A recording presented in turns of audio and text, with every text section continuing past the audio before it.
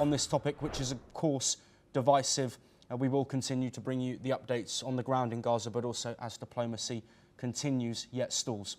But moving on now to the Indo-Pacific, Cambodia has announced first casualty figures from border clashes with Thailand. The clashes marks the most intense conflict between the two countries in years. It has involved artillery, tanks and airstrikes, leaving both sides with significant casualties.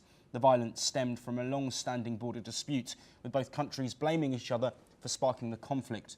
The UN Security Council has urged maximum restraint and a peaceful resolution, while Cambodia has called for an immediate ceasefire. Thailand has expressed its openness to diplomatic negotiations, with Malaysia offering to mediate talks.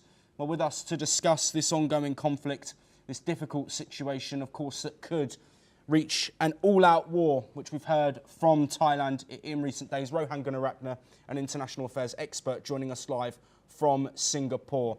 A potential shift, Rohan, that we have seen from calls of bilateral talks in a situation that won't involve third-party discussion and mediation, now a positive shift, but a conflict that has now entered a third day. How quickly does this need to be wrapped up for not just stability between Thailand and Cambodia, but the wider region?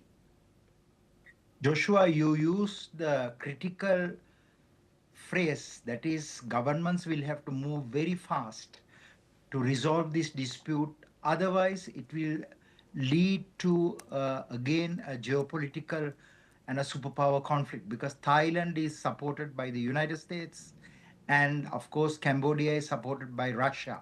Of course, the Thai military is 4 times larger than the Cambodian military.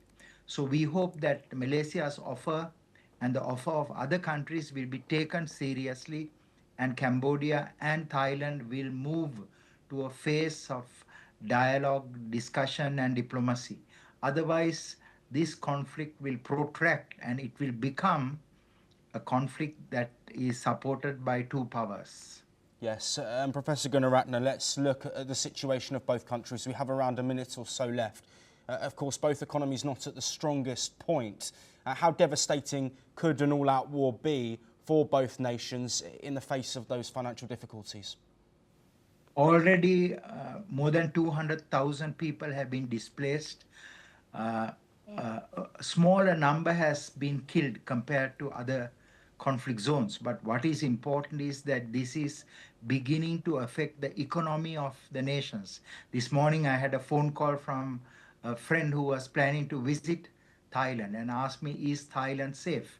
So I believe that it will impact on tourism, it will impact on trade, and it will impact on investments.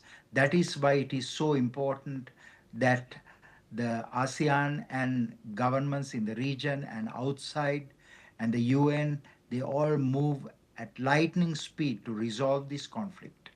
Rohan Gunaratne, thank you as always for joining us on the programme. That is all that we have time for.